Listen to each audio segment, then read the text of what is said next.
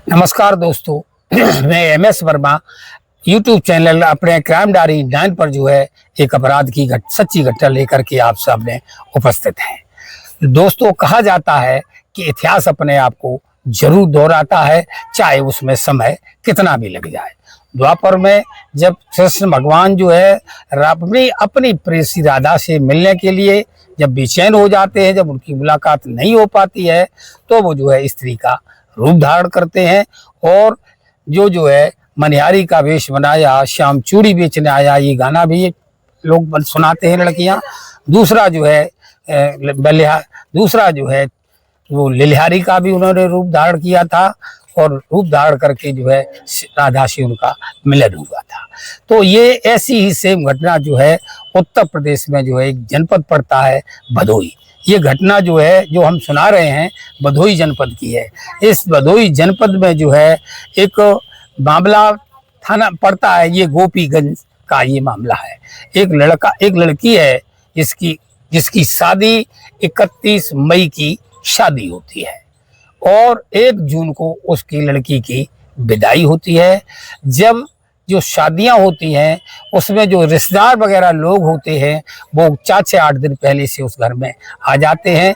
लड़कियां भी आ जाती हैं क्योंकि मेहंदी का प्रोग्राम होता है, डांस बाज का प्रोग्राम होता है, तमाम तरह के प्रोग्राम होते हैं, गाना बजाना होता है, इसलिए जो है लड़कियां रिश्तेदारों से बुला ली जाती हैं। उसी में से एक लड़के की जो प्रेमिका थी वो भी इसी में आई हुई थी। अब जो उसका प्रेमी है उससे मिलने के लिए बेचैन हो जाता है, तड़पता है और अब वो इतिहास अपने आप को दोहराता है। वो भी सोचता है कि अब कैसा हम जतन करें जो हम किसी तरह से अपनी प्रेमिका से मिल सकें। तो दोस्तों, मैंने बताया कि श्री कृष्ण भगवान ने रूप धरा था स्त्री का, तो वो भी जो है ये लड़का ब्यूटी पार्लर जाता है।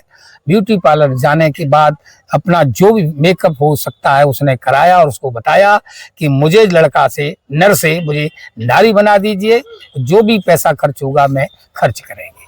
तो ब्यूटी पार्लर वाली जो है बढ़िया सी लाल रंग का जो सूट होता है, सलवार वो लाल रंग का साड़ी होती है जो शादियों में चलती है, वो मंगाई जाती है।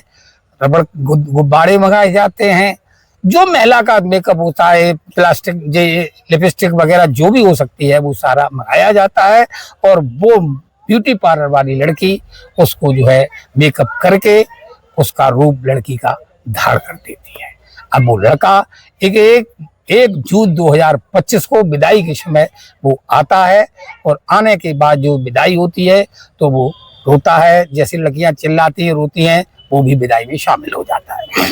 विदाई करने के बाद जब महिलाएं एक जगह एकत्रित होती हैं, उसी में उसकी प्रेमिका होती है, वो जो लड़का है उसी महिलाओं में जाकर के शामिल हो जाता है और जहां उसकी प्रेमिका थी वो ढूंढ लेता है, देख लेता है, वो उसी के पास पहुंच जाता है और वहां जाने के बाद जो है उसका हाथ पकड़ लेता है, हाथ मरोड़ता है, जो भी कुछ खुरापात है वहां पर करता है। तो वहाँ जो महिलाएं हैं, अब महिलाएं सोच रही हैं कि अभी अभी एक लड़की की हमने विदा की है और दूसरी ये दुल्हन कहाँ से आ गई, तो उसका परिचय पूछते हैं। अब वो महिलाओं की आवाज़ में अपना जो है जवाब देता है, बनावटी आवाज़ बनाता है, लेकिन जो महिलाएं हैं वो बहुत तेज होती हैं, वो उसकी आवाज़ को पहचान लेती हैं। पहचानने के बाद वो कहती हैं जरा इसको घूंघट को हटाइए, पर्दा तो हटाओ। अब वो लड़का मना करता है, वो कहता है पर्दा जो उठ गया तो भेद खुल जाएगा, तो वो मना कर देता है पर्दा हटाने के। लेकिन वहाँ की जो और महिलाएं हैं और लड़कियां हैं जबरदस्ती उसको करती हैं और जब उसका पर्दा हटाती हैं तो जो उसके नकली बाल जो सिर पर लगाए थे महिलाओं वाले लंबे बाल, वो बाल का जो कैप था वो वहाँ पर गिर जाता है। जब गिर जाता है, इसी बीच में कोई एक लड़की होशियार होती है, उस लड़के का पूरा वीडियो बना लेती है। अब कुछ लड़कियां उसी में महिला उसको मारना पीटना शुरू कर देती हैं, उसका वीडियो बन रहा होता है, लेकिन महिला इतनी सबल नहीं होती हैं। वो जैसे ही उसको पिटने का उसका नंबर आया तो वो वहां से भाग खड़ा होता है। वो बड़ा प्लानिंग के साथ वो भी लड़का आया था, उसके 2 दोस्त मोटरसाइकिल रेडी चालू किए थे और वो लड़का दौड़ के जाता है, मोटरसाइकिल पे बैठ जाता है और 2 11 हो जाता है। तो दोस्तों ये जो कहानी है वो प्रेम रस की है, प्रेम भरी की है। अभी भदोई जिले में ही एक दूसरी घटना घटी है। एक ये पहली घटना है, दूसरी घटना भी भदोई जनपद की है। उत्तर प्रदेश में जो जिला भदोई पड़ता है, ये भी वहाँ की ही कहानी सुनाते हैं। क्या होता क्या है कि एक नई नवेली की जो लड़की है वो विदा होकर के अपनी ससुराल में आती है, और जब वो ससुराल में आ जाती है तो शाम का वक्त होता है। शाम के वजह से जो है उसका हस्बैंड जो उसका काम करने के सिलसिले में शाम का टाइम है, बाहर चला जाता है। बत्ती होती नहीं है, और जब बत्ती नहीं होती है उसी बिजली का वो फायदा उठाता है, और वो जो है पड़ोसी, उसका नाम 28 वर्षीय है, उसका नाम है राहुल जो है घमापुर का रहने वाला होता है, और मौका देख करके जो है वो उस लड़की के बिस्तर पर लेट जाता है, और अपने आवाज हल्की सी लगा करके, जो उसकी बीवी भी उसी बिस्तर पर लेटी हुई थी, और वो जा करके उसके साथ छेड़खानी करने लगता है। छेड़खानी करने के बाद हालांकि वो पत्नी मना करती है, करे रहने दो, शाम होने दो, मगर वो नहीं मानता है, और वो जो है शारीरिक संबंध बनाता है। जब शारीरिक संबंध बना ही रहा होता है, उसके बाद जो है अचानक बिजली आ जाती है।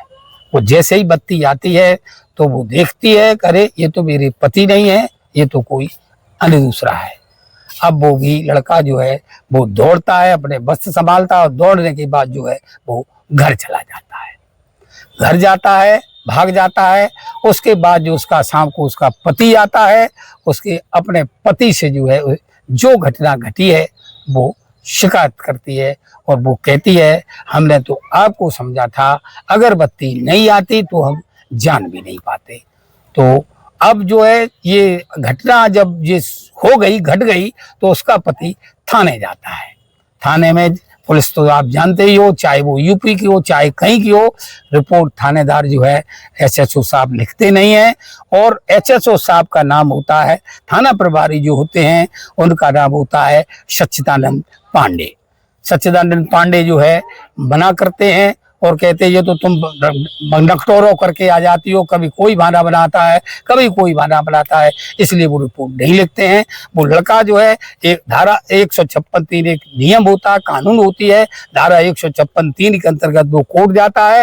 कोर्ट से जाकर के जो है वो आदेश कराता है। आदेश कराने के बाद फिर ये मुकदमा लिखा जाता है, और जो मुकदमा धाराओं में लिखा जाता है 64/1 और 351/2 बलात्कार प्लस आपराधिक धमकी देने का ये मामला लिखाया जाता है। ये उत्तर प्रदेश भदोई में जो थाना पड़ता है उस थाने का नाम होता है औराई थाना क्षेत्र के अंतर्गत की ये जो घटना है। दोस्तों जो घटनाएं हमने सुनाई, किसी को हैरान करना नहीं है, किसी को परेशान करना नहीं है, और जो घटना सुनाने का मैंने बार बार कहता हूँ, मेरा काम सिर्फ एक है कि जागरूकता फैलाना। पहली वाली घटना में अगर वो स्त्री का रूप धर के लड़का आया था तो अनजाने महिला के साथ या वो जो लड़की घुस रही थी तो उसे प्रवेश आपको चेकिंग करनी थी। अगर वो आ भी गई थी तो जो है बगैर परमिशन के उसे घर में प्रवेश किसी कीमत पर नहीं देना था।